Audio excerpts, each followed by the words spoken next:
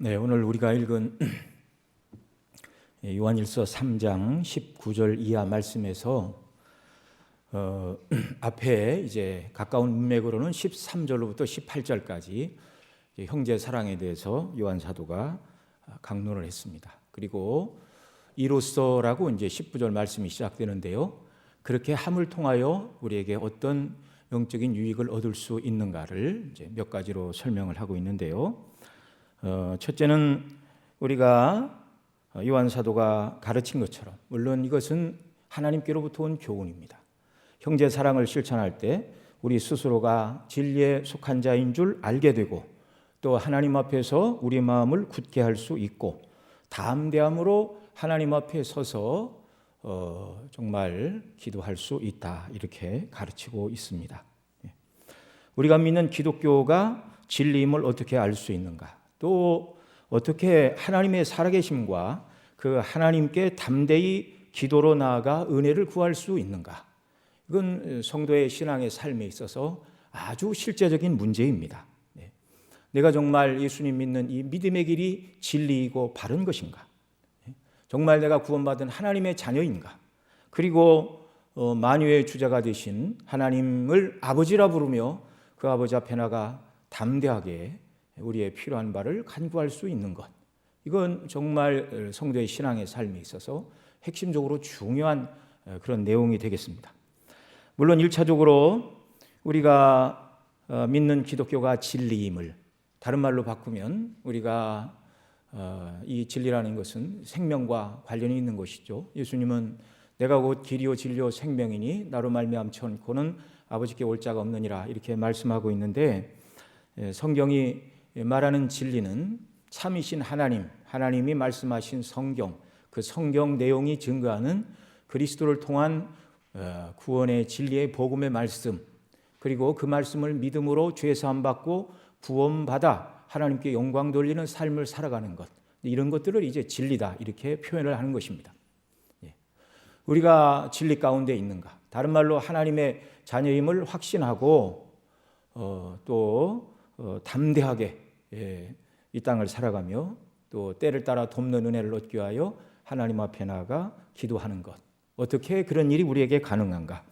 1차적으로 이것은 성령의 역사로 거듭난 성도들이 하나님을 알고 진리를 알고 하나님 앞에 나아가 기도할 수 있습니다. 반대로 말하면 거듭나지 않은 자연인들은 절대로 기독교가 진리라는 것을 알 수 없고 하나님도 모르고 바른 기도를 드릴 수 없다는 말이죠. 오직 예수님께로 나와 성령으로 거듭난 사람만이 자신이 하나님 앞에서 죄인임을 깨닫게 되고, 이 죄로 인하여 하나님 앞에 애통하게 되고, 자신의 이 죄의 문제를 해결하시기 위하여 아버지께서 아들을 보내셨고, 하나님의 아들 예수님은 나의 죄를 위해 십자가에서 대속의 피를 흘리셨음을 성령의 역사로 믿게 되고, 그 예수님 안에서만 구원이 있음을 온전히 확신하며 이 진리를 따라 성도들이 살아가게 되는 것이죠. 오직 성령의 역사로 우리에게 믿음을 주실 때 이런 일이 가능하게 되는 것입니다.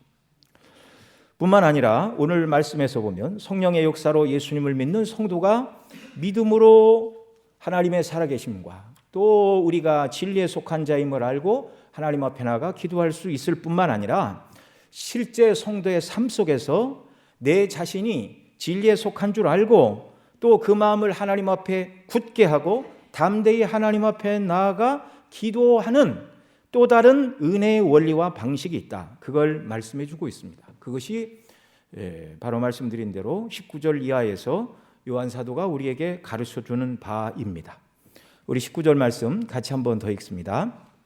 시작. 이로써 우리가 진리에 속한 줄을 알고 또 우리 마음이 주 앞에서 굳세게 하리로다. 아멘. 자, 이로써 이렇게 말하고 있죠. 그러니까 18절 말씀하고 이로써 그렇게 얘기하니, 앞에서 말한 형제 사랑을 우리가 행함으로 말미암아 우리가 실제적으로 진리에 속한 줄을 우리가 알게 되고, 또 우리 마음을 주 앞에서 굳세게 할 수 있다, 이렇게 지금 요한 사도가 가르치고 있는 것입니다. 자신이 진리를 붙들고 살아갈 때 내가 정말 하나님께 속한 자요, 예수님께 속한 자요, 구원받은 자요, 진리를 쫓는 자리라는 것을 확신하며 살게 된다는 것입니다. 이 세상에 수많은 사람들이 살고 있지만 하나님이 계심을 모르고 자신이 죄인인 것도 모르고 세상에서 자신이 원하고 꿈꾸고 이루고자 하는 바를 위해 살아가면서 그것을 이루는 사람들도 있죠. 소위 세상 사람들이 말하는 성공을 손에 쥐는 사람도 있을 것입니다. 명예와 쾌락과 향락을 다 누리는 삶을 살 수도 있을 것입니다. 그러나 자신을 지으신 창조주 하나님과 인생의 목적을 모르고 자기 원하는 대로 살아가는 삶은 진리에 속한 삶일 수가 없습니다. 헬라어로 죄를 하말키아라고 그러죠. 우리가 잘 아는 바처럼 그 뜻은 화살이 관역을 빗나갔다는 뜻입니다. 화살을 쐈는데 그 관역을 맞추지 못하고 다른 데로 갔습니다. 인생이 창조주 하나님을 모르고 창조의 목적도 모르고 그 하나님의 뜻과 상관없이 사는 것이 죄요, 진리를 떠난 비진리의 삶이라는 말이죠. 그러나 하나님의 뜻을 따라서 죄 대신 의를 행하고 형제의 사랑을 실천하게 될 때 비로소 성도는 내 자신이 거룩하신 하나님의 구원의 길을 따라 진리 안에서 행하는 자임을 스스로 알게 된다, 확신하게 된다, 이렇게 가르쳐주고 있습니다. 이런 은혜의 역사가 우리 심령에 넘쳐나기를 바랍니다. 내가 가는 길이 진리의 견고히 서서 가는 길임을 확신하는 사람과 이걸 모르고 세상에 눈에 보이는 물질과 세상에 보이는 명예와 권세만을 위하여 달려가는 삶은요, 근본적으로 차이가 있는 것입니다. 그 두 길의 끝에서 만나게 되는 결론은 너무나 다른 것이죠. 또 19절 하반절에서 뭐라고 그러죠? 또 우리 마음을 주 앞에서 굳세게 하리로다, 이렇게 말씀하고 있는데요. 여기 굳세게 한다는 말은 헬라어로 페이소멘이라는 단어를 쓰고 있는데 확신시키다, 설득시키다, 안심시키다, 그런 뜻을 함께 지니고 있습니다. 굳게 한다, 설명을 하면 확신시키고 설득시키고 안심시키는 것을 굳게 한다라는 말로 우리말 성경에서는 이렇게 번역을 한 것이죠. 자, 우리 마음을 주 앞에서 확신시키고 안심시키고 설득시킨다는 말이 무슨 뜻입니까? 바로 19절 앞부분에 우리가 살펴본 것처럼 우리가 진리에 속한 줄 알고라는 말씀과 연결해 보면 우리 마음을 주 앞에서 내가 진리를 따라 행하는 사람이라는 확신과 나 자신에게 내가 진리를 따라 행하는 사람이라는 설득을 우리 마음에 우리가 한다는 것이고, 그래서 나는 진리를 따라 살아가는 구원받은 하나님의 자녀라는 안심을 준다는 말로 설명할 수가 있습니다. 조금 이제 문맥을 넓혀보면 18절부터 24절까지가 한 단락으로 이렇게 구분할 수 있는데요.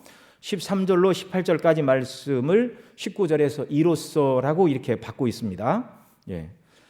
그래서 형제 사랑을 행함으로 내가 구원받은 하나님의 자녀요 사망에서 옮겨, 이게 13절로 18절에서 사도가 말했던 큰 내용 세 가지죠. 내가 형제 사랑을 행할 때 하나님께로 난 자, 하나님께로서 난 구원받은 자녀요 사망에서 생명으로 옮겨진 참 생명을 얻은 자요, 또 영생을 얻은 자, 곧 하나님과 생명의 교통을 누리는 삶, 곧 진리를 따라 사는 진리에 속한 자라는 것을, 이 형제 사랑을 행하게 될 때 우리 마음이 이 사실을 우리에게 확신시키고 안심시키고 또 적용시킨다는 그런 말씀입니다. 확신과 안심과 설득의 요소가 우리가 형제 사랑을 실천할 때 내가 하나님의 백성임을 더 알게 한다, 그 말이죠. 자, 그 다음에 이제 세 번째로 이 형제 사랑을 행함으로 21절 이하를 보면은요, 21절 말씀도 함께 읽습니다. 사랑하는 자들아, 만일 우리 마음이 우리를 책망할 것이 없으면 하나님 앞에서 담대함을 얻고, 그 다음에 이제 22절에 보면 무엇이든지 구하는 바를 그에게 받나니 담대함으로 하나님 앞에 나가서 기도하고 기도하는 바를 얻을 수 있다, 이렇게 말씀합니다. 자, 이렇게 우리가 하나님 말씀에 따라 순종하는 것, 형제 사랑을 행함으로 얻는 유익이 무엇인가? 내가 진리에 속한 자, 구원받은 하나님의 자녀요, 하나님의 뜻을 따라 살아가는 자라는 확신, 이것을 알게 될 뿐만 아니라 이것을 우리 마음이 확신하고 안심하고 그렇게 할 수 있을 뿐만 아니라 세 번째로 담대히 하나님 앞에 설 수 있고 기도할 수 있다, 이렇게 말씀하고 있습니다. 말씀을 순종할 때, 말씀대로 살아갈 때 주시는 확신과 담대함, 요한 사도가 이 본문에서만 말하는 것이 아니죠. 이미 요한복음에도 이 요한 사도가 예수님의 하신 말씀을 이렇게 기록해 놓았습니다. 요한복음 7장 15절 이하를 보면 예수님이 진리를 말씀하시자 유대인들이 기이 여기며 이 사람이 배우지 아니하였거늘 어떻게 글을 아느냐, 이렇게 쑥덕거립니다. 주께서 이들이 하는 말을 들으시고 이렇게 말씀하셨습니다. 내 교훈은 내 것이 아니요 나를 보내신 이의 것이니 사람이 하나님의 뜻을 행하려 하면 이 교훈이 하나님께로 왔는지 내가 스스로 말함인지 알리라. 스스로 말하는 자는 자기 영광만 구하되 보내신 이의 영광을 구하는 자는 참되니 그 속에 불의가 없느니라.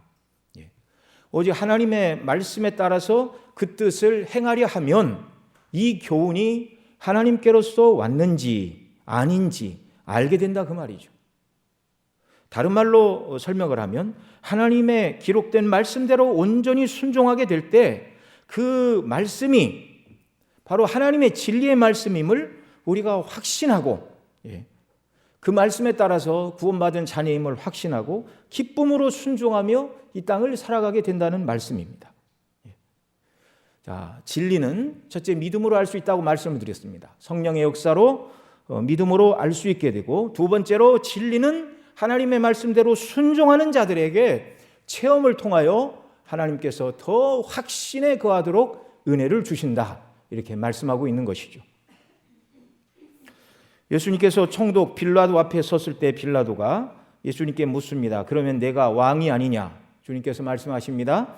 내 말과 같이 내가 왕이니라. 내가 이를 위하여 났으며 이를 위하여 세상에 왔나니 곧 진리에 대하여 증거하려 함이로라. 무릇 진리에 속한 자는 내 소리를 듣느니라. 이렇게 말씀하셨습니다. 그러자 빌라도가 예수님께 묻죠. 뭐라고 물었습니까? 진리가 무엇이냐? 근데 이 진리가 무엇이냐라는 요청을 주님이 빌라도에게 받으셨지만 주님은 더 이상 말씀하지 않으셨습니다. 왜 주님은 진리를 알고 싶어하는 빌라도에게 진리를 말씀해 주시지 않으셨죠? 여러분, 예수님께서 빌라도에게 진리를 말씀해 주지 않아서 그가 예수님을 사형 판결을 내리고 결국 유대인의 손에 내어주어 예수님이 죽게 되었고 그도 죄를 지은 것입니까? 그렇지 않죠. 빌라도는 진리에 대해서 들을 준비가 되어 있지 않은 사람이었습니다. 주님이 진리를 묻는 빌라도에게 아무 말씀도 하지 않으신 것은 그가 진리를 들어도 깨달을 수 있는 사람이 아니었기 때문에 진리에 대하여 침묵하신 것이죠. 여러분, 진리, 생명, 은혜 이런 것들은요, 재판 자리에 앉아서 누가 하는 말을 듣고 자신의 이성과 경험으로 판단하여 이것이 진리다, 진리가 아니다. 물론 세상에 속한 일들은 판단할 수 있죠. 그러나 하나님께로부터 온 참 진리는요, 범죄한 아담의 후손들의 이성과 경험으로 알 수 있는 것이 아닙니다. 만일 진리를 사람이 그렇게 이성과 경험과 오감을 통해서 배워서 알 수 있는 것이라면 세상의 도덕과 윤리를 연구하고 철학을 연구하는 세상의 학자들이 참 진리에 진작에 도달했어야 마땅한 일입니다. 얼마나 머리가 좋고 뛰어난 사람들이 인생의 근원은 무엇이고 인생의 의미가 무엇이고 사람이 죽으면 어떻게 되는가, 뭐 하루 이틀 연구한 게 아니죠. 엄청나게 고민들을 했습니다. 그러나 그들은 하나님의 성령의 역사가 없고 또 믿는 자들이 말씀에 순종하게 될 때 진리에 대한 확신을 더 주시는데 그리스도 밖에 있기 때문에 아무리 세상적으로 노력하고 공부하고 정말 학문에 힘쓴다 할지라도 스스로의 힘으로 진리에 이를 수가 없는 것이죠. 오직 성령의 감동으로 예수님 믿을 때 참 진리인 하나님과 하나님의 창조와 인간의 타락, 구원의 길인 예수 그리스도를 알고 죄사함 받고 구원받아 구원의 주님과 교통하며 사는 것이, 그것이 총체적인 성경이 말하는 진리에 속한 삶입니다. 또한 오늘 본문이 가르치는 바와 같이 예수님을 믿는 자들이 말씀을 순종함을 통하여 실제 신앙의 삶을 살아가면서 내가 더욱 구원받은 하나님의 자녀라는 확신과 하나님께 담대히 나아가 기도할 수 있다고 요한 사도가 가르치고 있습니다. 자, 우리가 형제 사랑을 행함으로 나 자신이 스스로 진리에 속한 자임을 알게 되고 또 진리를 따라 사는 구원받은 하나님의 자녀임을 우리 마음이 확신하게 된다. 담대히 하나님께 나아가 기도할 수 있는 사람이 되게 만든다. 그것이 바로 형제 사랑입니다. 13절로 18절에 그 형제 사랑을 요한 사도가 말했는데요. 크게 두 가지로 말했습니다. 지난 시간에 살펴본 것이지만 제일 높은 수준과 그 다음에 제일 낮은 수준 이렇게 두 가지로 요한 사도가 형제 사랑을 가르쳤는데 형제 사랑의 최고의 높은 수준은 16절에 기록되어 있습니다. 우리 16절 말씀 한 번 더 읽겠습니다. 그가 우리를 위하여 목숨을 버리셨으니 우리가 이로써 사랑을 알고 우리도 형제를 위하여 목숨을 버리는 것이 마땅하니라. 아멘. 주님이 우리를 구원하시기 위하여 목숨을 버리심 같이 우리도 형제를 위하여 목숨을 버리는 것이 마땅하다. 이것이 주님이 가르치는 형제 사랑의 가장 높은 기준입니다. 요한복음 15장 13절 이하에서 주님은 이렇게 말씀하셨습니다. 사람이 친구를 위하여 자기 목숨을 버리면 이에 더 큰 사랑이 없나니 너희가 나의 명하는 대로 행하면 곧 나의 친구라 이렇게 말씀하셨습니다. 그리고 15절에서 또 이렇게 말씀하십니다. 이제부터 너희를 종이라 하지 아니하리니 종은 주인이 하는 것을 알지 못함이라 너희를 친구라 하였노니. 그러니까 앞에 13절에서 사람이 친구를 위하여 목숨을 버리면 더 큰 사랑이 없다. 이 말씀이 무슨 말씀이냐면 예수님이 우리를 친구라 부르시고 우리를 위하여 자기 목숨을 내어주실 것을 지금 말씀하고 있는 대목입니다. 그것이 가장 큰 사랑이다. 주님이 우리를 친구로 삼아주셨고 친구된 우리를 구원하시기 위하여 목숨을 버리사 우리를 구원하신 이 사랑보다 더 큰 사랑은 없습니다. 이 참사랑을 십자가에서 주님이 실현해 주셨습니다. 우리는 그 사랑에 빚진 자들로서 우리도 우리를 친구라 부르신 주님을 위해 정말 기꺼이 목숨을 버리는 자로 부르심을 받았다는 사실을 기억하시기 바랍니다. 온전히 이렇게 살면 너무나 좋겠지만 그건 못해 이렇게 하면 안 되고 1차적으로 주님이 나를 그런 사람으로 부르셨다는 사실을 믿고 인정하는 역사가 우리에 있기를 바랍니다. 그리고 그 다음에 주님 제가 이런 사람이 되게 해주세요라고 은혜를 간구해야 마땅한 것이죠. 또 주님이 위하여 죽으신 형제를 위하여 목숨을 버리는 것이 복음에 합당한 최고의 사랑을 실천하는 것이라고 주님은 말씀하셨고 또 요한 사도는 주님의 말씀을 받아서 오늘 본문 요한일서 3장 16절에서 형제를 위하여 목숨을 버리는 것이 마땅하다 이렇게 가르치고 있습니다. 이 말씀을 들으면 참 주님 말씀대로 순종하며 살겠습니다라고 결심하고 믿지 않는 사람들에 비해서 그래도 내가 주의 뜻대로 순종하며 살아왔다라고 자부심을 가질 만한 모든 성도들이라 할지라도 주님이 베푸신 사랑에 비해 내가 얼마나 보잘것없는 사랑을 실천하는 사람이라는 것을 스스로 고백할 수밖에 없는 것입니다. 이 말씀은 1차적으로 무엇을 행하는 것 이전에 우리가 예수 그리스도로부터 얼마나 큰 사랑의 빚을 지는 사람들인가를 가르쳐주는 말씀입니다. 그리고 또한 이 말씀은 형제사랑에 대하여 우리가 들을 때 형제사랑 참 좋지요. 마땅히 당연히 해야 될 일입니다. 그러나 지금 나의 형편상 처지상 형제사랑을 실천할 수 없다고 말하고 싶은 그 어떤 이유도 핑계도 변명도 할 수 없게 하는 말씀입니다. 주의 성령께서 저와 여러분 모두에게 이 사랑을 더 깨닫게 하시고 이 사랑을 충만히 부어주셔서 주님의 우리를 위하여 죽으시고 구원하신 대속의 사랑으로 충만하여 이 사랑 가운데 행하고 이 사랑을 실천하는 자들로 주께서 저와 여러분 모두를 이런 사람 삼으시고 이런 사람으로 축복해 주시기를 바랍니다.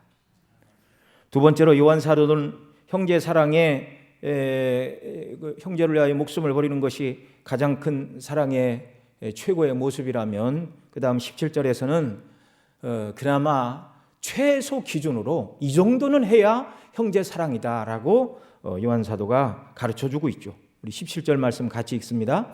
자녀들아, 우리가 말과 혀로만 사랑하지 말고 오직 행함과 제가 18절을 읽었네요. 자, 17절 18절 같이 읽습니다. 누가 이 세상 재물을 가지고 형제의 궁핍함을 보고도 도와줄 마음을 막으면 하나님의 사랑이 어찌 그 속에 거할까 보냐. 자녀들아, 우리가 말과 혀로만 사랑하지 말고 오직 행함과 진실함으로 하자. 아멘. 말과 혀로만 사랑한다 하는 것, 그리고 실천에 옮기지 않으면 그 속에 실제적인 하나님의 사랑이 거하지 않는 것이다. 17절 18절을 종합하면 그렇습니다. 그러면 그 마음에 하나님의 사랑이 거하는 사람은 누구인가? 이 세상 재물을 가지고 형제의 궁핍함을 해결해 주는 실제적인 사랑의 행동을 하는 것이, 이것이 최소한의 하나님의 사랑에 보답하는 것이고, 이 사랑으로 나아갈 때 하나님의 사랑이 우리 안에 거하는 것이다 라고 요한 사도가 가르쳐주고 있습니다.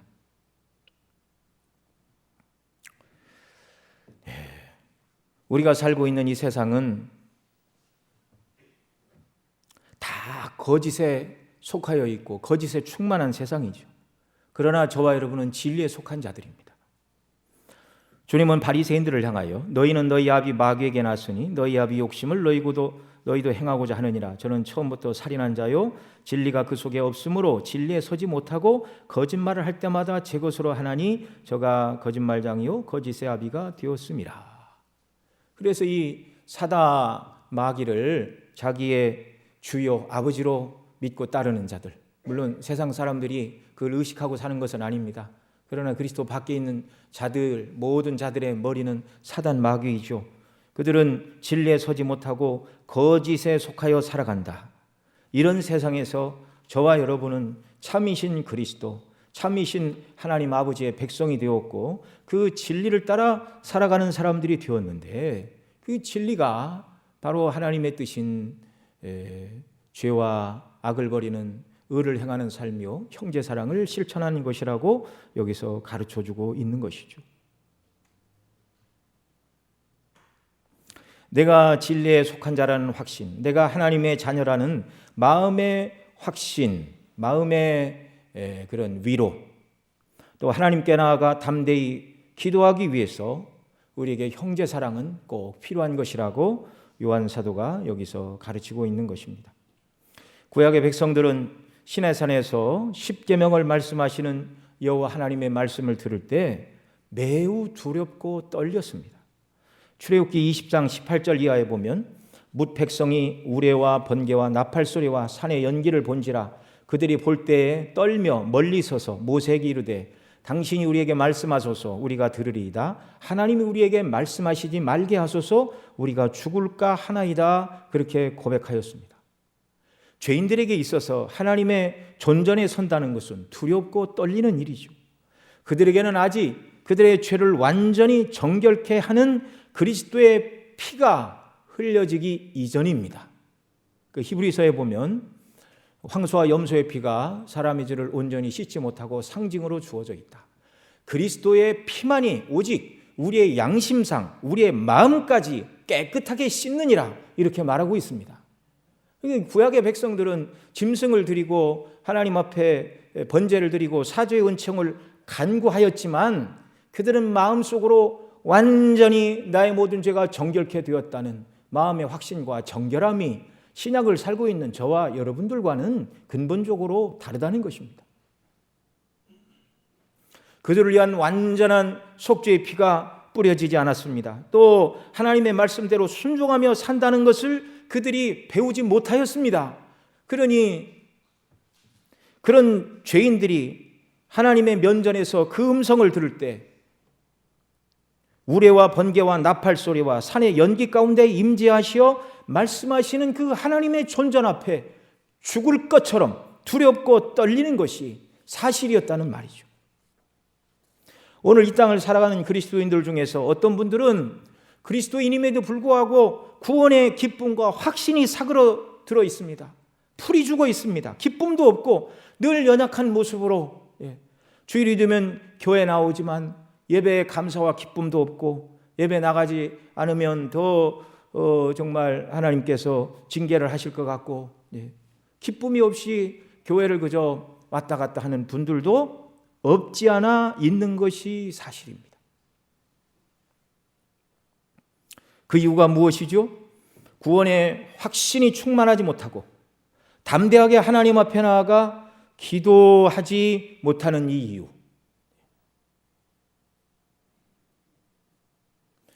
오늘 본문의 요한 사도가 가르치는 바대로 하면 하나님의 말씀에 따라 온전히 순종하지 못하는 것, 죄 대신 의를 행하고 주님이 우리를 사랑하신 그 사랑을 따라 온전히 사랑의 삶을 실천하지 않기 때문에 구원의 확신도 없고 하나님 앞에서는 담대함도 없고 담대히 서서 무엇을 간구할 줄도 모르고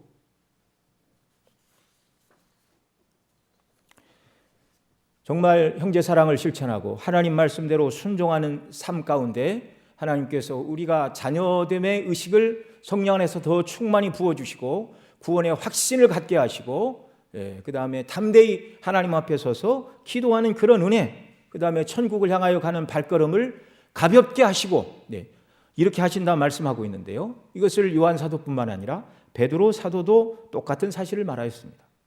베드로서 1장 9절로 11절에 이렇게 말합니다. 이런 것이 없는 자는 소경이라 원시치 못하고 그의 옛죄 깨끗게 하심을 잊었느니라.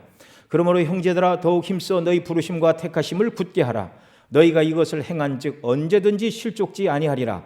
이같이 하면 우리 주 곧 구주 예수 그리스도의 영원한 나라에 들어감을 넉넉히 너희에게 주시리라.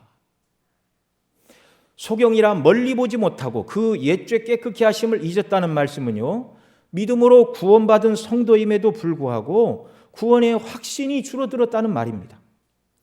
그래서 더욱 힘써 너희 부르심과 택하심을 굳게 하라. 이 말씀, 부르심과 택하심은 무엇이죠? 영원전에 하나님께서 저와 여러분을 그리스도 안에서 택하시고 복음으로 부르사 구원하여 주신 구원의 확신 속에 충만해야 한다는 것입니다. 그것이 어떻게 가능한가? 9절에서 말했지요. 이런 것이 없는 자가 곧 구원의 확신이 줄어들었고 그랬으니 이런 것을 행함으로 말미암아 부르심과 택하심을 굳게 하라. 그렇게 하면 그리스도의 영원한 나라에 넉넉히 들어가게 된다. 기쁨과 즐거움으로 확신 가운데 천성을 향하여 가는 천국의 나그네가 된다는 말이죠. 그러면 9절에서 말하고 있는 이런 것은 무엇입니까? 앞에 3절로 8절에서 말하고 있는 신의 성품에 참여하는 삶, 곧 하나님의 자녀의 성품을 따라서 말하고 있는 7가지 그 덕이 있습니다. 믿음의 지식, 지식의 사랑, 뭐 이렇게 쭉 얘기를 하는데 뭐 한마디로 얘기를 하면 하나님의 자녀로서 마땅히 감당해야 될 경건한 삶을 살라는 것입니다. 예수님을 믿는 믿음과 지식을 따라 사랑을 행하면서 경건한 그리스도인으로 살라는 것입니다. 이렇게 실천하고 순종할 때 그의 심령에 성령께서 더욱 역사하사 내가 구원받은 하나님의 자녀요 백성임을 확신하며 순례길을 살아가도록 심령에 은혜를 주신다는 것입니다.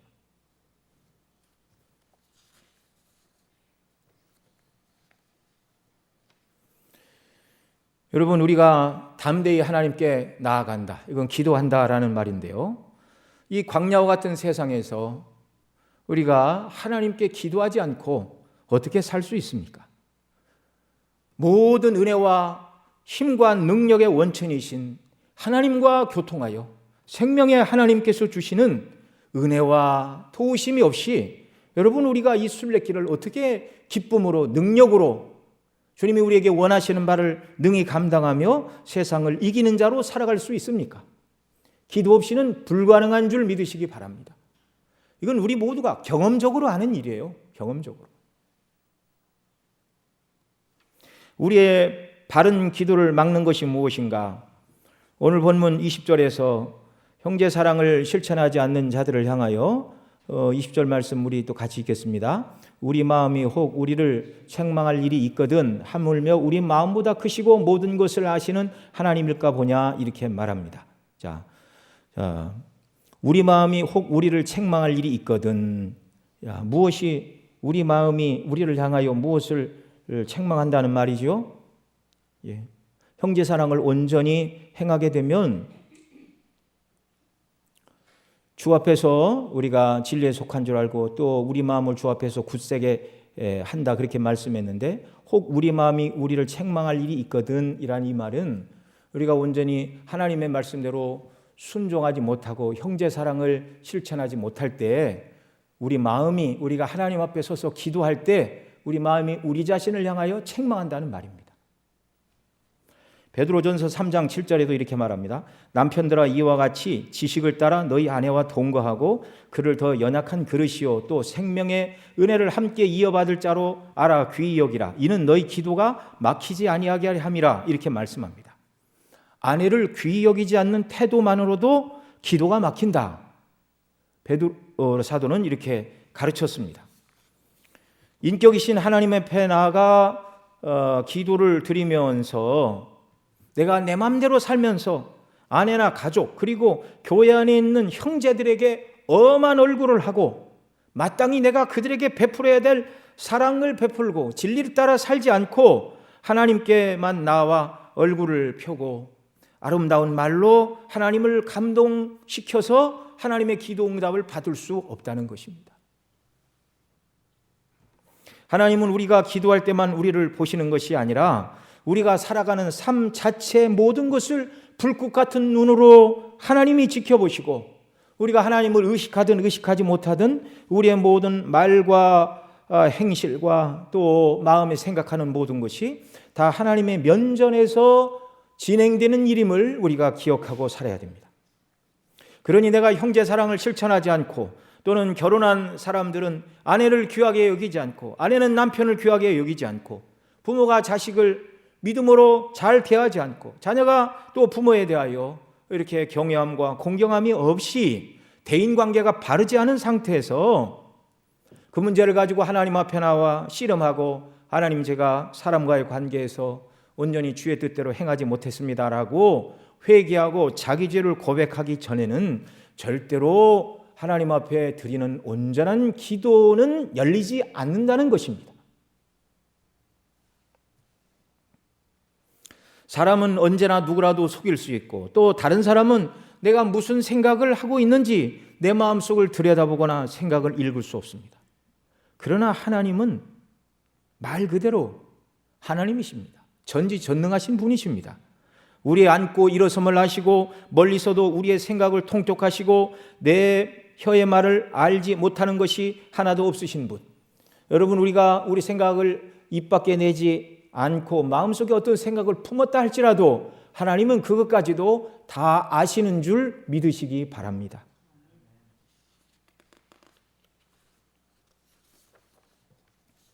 하나님은 조금도 속일 수 없고, 연극을 공연하는 그 극장에서 배우들이 이렇게 배역을 맡아 일을 하죠. 그건 자기 자신이 아닙니다. 그래서 연극장에서 어떤 사람이 무슨 말을 한다 할지라도 그건 자기의 삶이 아니라 꾸며진 말과 행동들이죠. 우리가 하나님께서는 우리의 본 모습을 다 보고 계시는데 그것과 상관없이 정말 미사 여구를 동원해서 하나님을 감동시킬 수 없다. 그런 마음의 상태로는 하나님께서 우리 기도를 받지 않으시고, 그런 마음의 상태로 나아갈 때 우리 마음이 먼저 우리를 책망한다, 이렇게 지금 말씀하고 있습니다. 우리 마음이 혹 우리를 책망할 일이 있거든.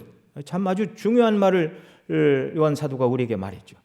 우리가 일상생활에서 말하고 잃어버린 것 중에서 하나님 앞에 나가서 기도하고자 할 때 우리 마음이 그것을 다시 끄집어낸다는 것입니다. 화를 낸 것, 무가치한 일을 행한 것, 사람들에게 불친절하게 행한 것, 하나님 앞에서 경건한 삶을 살겠다고 계획을 세우고 실천하지 못한 것들에 대해서 우리 마음이 하나님 앞에서 우리를 책망한다는 것입니다. 이렇게 하나님을 사랑함으로 사람과의 관계에서 바르게 행해야 한다는 마음의 소원을 따라 살지 못한 것들, 마음이 기억하고 내가 하나님 앞에 나올 만한 자격이 없는 자라는 마음의 책망의 소리를 듣게 된다는 말입니다. 그 다음 20절 하반절에서는 뭐라고 그러죠? 우리 마음이 혹 우리를 책망할 일이 있거든 하물며 우리 마음보다 크시고 우리 모든 것을 아시는 하나님일까 보냐, 이렇게 말하고 있습니다. 칼빈은 이 구절을 해석하면서 하나님께서는 모든 것을 아신다는 이 말은 우둔하고 어리석은 우리 자신들이 알 수 있는 일들이라면, 또는 알 수 없는 일들이라 할지라도 어찌 하나님께 그 모든 것이 감추인 바 될 수 있겠느냐, 이 구절을 이렇게 주석을 합니다. 자, 그러므로 이 말을 이렇게 풀 수 있습니다. 하나님께서는 전지하신 분이므로 우리 마음을 초월하시고 계십니다. 의미가 더 분명하게 드러났죠. 하나님의 지식은 우리 인간의 지각보다 더 깊으시기 때문에 온전하고 깨끗한 마음을 갖지 않으면 도저히 하나님 앞에 서서 담대히 기도할 수 없게 된다, 그 말입니다. 우리 자신이 스스로 나의 허물과 부족으로 내가 하나님 앞에 서기에 부족당하고 기도하기에 합당하지 않는 사람이라는 마음이 든다면 거룩하시고 의로우시고 참 사랑이 무엇인가를 드러내신 하나님께서 우리가 사랑을 따라 의와 거룩을 따라 온전히 살지 못한 우리가 얼마나 연약한 사람인가를 하나님은 더 아시냐는 말입니다. 물론 이 20절 하반절을요, 칼빈처럼 주석하지 않고 다르게 주석하는 성경학자들도 있습니다. 뭐 그렇다고 완전히 틀렸다 이렇게 말할 수는 없죠. 다른 성경학자들은 어떻게 해석을 하냐면 이렇게 해석하는 분들도 있어요. 우리 마음이 혹 우리를 책망할 일이 있거든. 그러니까 우리 자신은 우리의 연약과 허물 때문에 하나님 앞에 기도하려고 그러면 마음이 우리를 책망하여 주저하게 하고 담대히 하나님께 기도하지 못하게 한다라는 것까지는 똑같이 설명을 합니다. 그러나 그 뒤에 있는 말, 하물며 우리 마음보다 크시고 모든 것을 아시는 하나님일까 보냐, 이 말을 칼빈처럼 주석하지 않고 모든 것을 아시는 하나님은 용서하시고 긍휼이 크시니 하나님 앞에 나아가서 기도할 수 있다, 이렇게 쉽게 설명하는 분들도 있습니다. 그러나 뭐 결국 우리가 하나님 앞에 나가 기도해야 된다는 것만큼은 뭐 전혀 이의가 없는 것이죠. 자,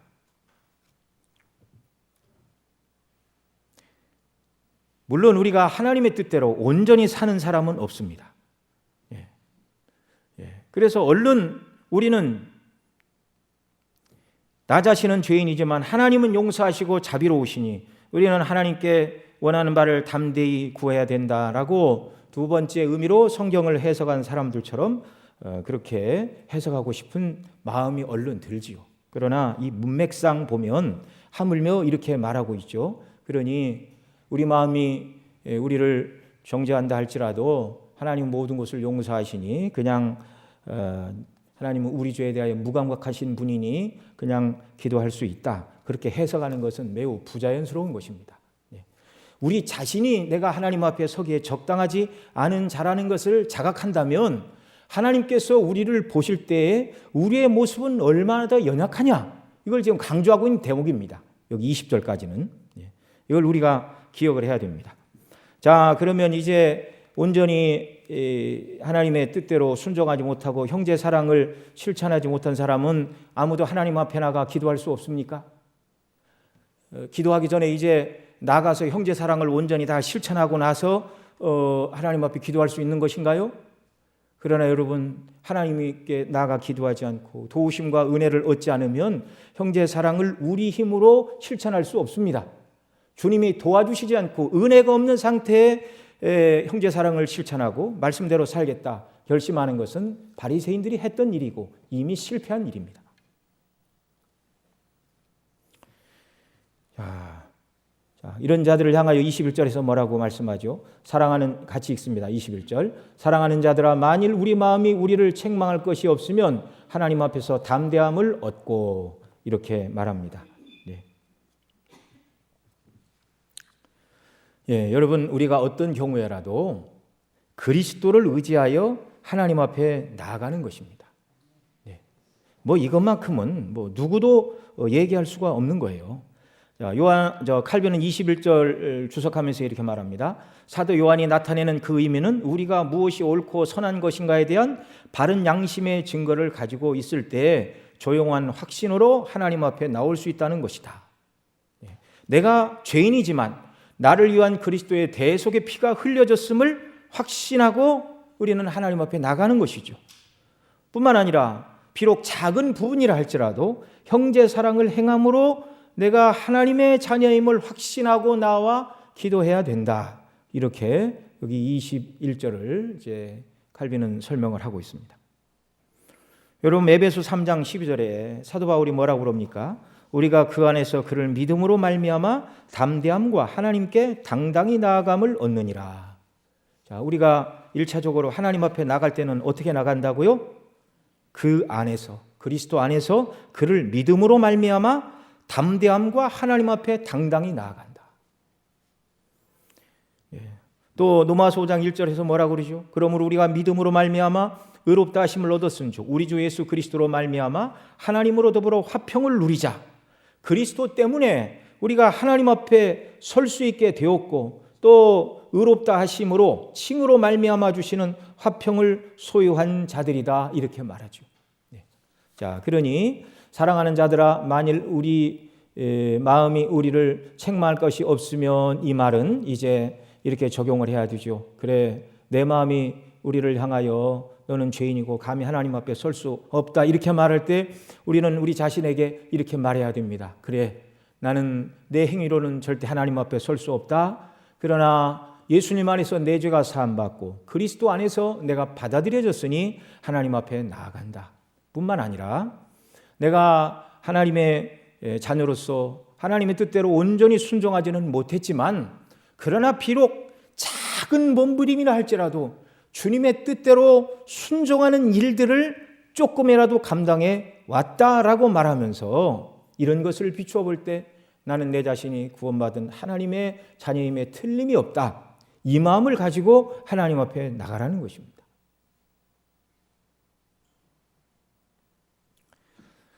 어떤 사람 마음에 스스로 자기가 자신을 바라볼 때 우리 마음이 우리를 책망할 것이 없으면 하나님 앞에서 담대함을 얻고 행위 자체만 가지고 그렇게 말할 사람은 아무도 없습니다. 그리스도를 의지하여 이렇게 나가야 되고요. 비록 연약하다 할지라도 우리가 행한 작은 믿음의 모습들을 볼 때 내가 구원받은 하나님의 자녀임에 틀림이 없다. 그리고 더 선을 행함으로 하나님 앞에 우리가 담대히 서서 기도할 수 있고 영광을 돌릴 수 있다. 이렇게 말합니다. 오늘 말씀을 정리를 하겠습니다. 오늘 말씀은 우리에게 의를 행하고 형제 사랑을 실천할 때 유익이 무엇인가를 몇 가지로 가르쳐 주었죠. 첫째는 내가 하나님의 진리를 따라 사는 사람이라는 것을 나 자신이 스스로 알게 한다. 두 번째로는 하나님의 사랑을 받고 하나님의 뜻대로 순종하며 나가는 자녀임을 형제 사랑을 실천하게 될 때 스스로 내 마음이 알고 구원의 확신을 가지고 하나님의 자녀라는 담대함을 가지고 하나님 앞에 서게 한다. 그리고 만일 우리 마음이 우리를 책망할 때라도 우리는 담대히 하나님께 나아갈 수 있다. 비록 내가 온전히 완전히 예수님처럼 100% 하나님의 뜻에 온전히 순종하지 못했다 할지라도 형제 사랑을 실천한 이 작은 일 요것 하나가 내가 구원받은 하나님의 자녀임을 내가 확신할 수 있다라는 이런 마음을 가지고 하나님 앞에 나가 기도할 수 있다고 가르치고 있습니다. 하나님의 뜻이기 때문에 의를 행하고 형제 사랑을 실천해야 하지만 광야와 같은 이 세상에서 구원의 확신과 하나님의 자녀됨의 의식 그리고 때를 따라 돕는 은혜를 우리가 얻고 주님이 주시는 능력과 힘을 의지하여 주님이 기뻐하시는 삶을 살기 위해서 우리가 하나님 앞에 기도로 나아가야 되고 또 주께서 주시는 은혜를 입어야 되는데요. 이런 일들이 우리가 말씀에 순종하고 형제 사랑을 실천할 때 주시는 실제적인 은혜라고 말씀하고 있습니다. 이런 은혜가 우리 심령 속에 늘 충만케 되기를 바랍니다. 기도하시겠습니다. 하나님 아버지, 그리스도 안에서 우리에게 베풀어 주신 은혜를 인하여 하나님을 찬미하고 영광을 돌립니다. 비록 정말 우리가 연약하고 허물진 자들이나 그러나 늘 주의 뜻대로 순종하려는 마음을 우리에게 주셨고 넘어지면 다시 일어나려고 애를 쓰고 비록 적은 부분이라도 주의 사랑을 따라 행하는 자들이 되도록 은혜 더하여 주심을 감사합니다. 더욱더 성령 하나님의 진리의 말씀으로 우리를 가르쳐 주시고 충만케 하여 주시어서 우리가 받은 이 사랑에 근거하여 이 사랑에 합당하게 온전히 의를 행하고 형제 사랑을 실천함으로 말미암아 성령께서 주시는 확신과 담대함으로 그리고 아버지 앞에 나가 간절히 또한 담대히 간구하여 필요한 바를 얻고 은혜 가운데 살아가는 우리의 삶이 되도록 역사하여 주시옵소서. 우리 구주 예수님의 이름으로 기도드리옵나이다.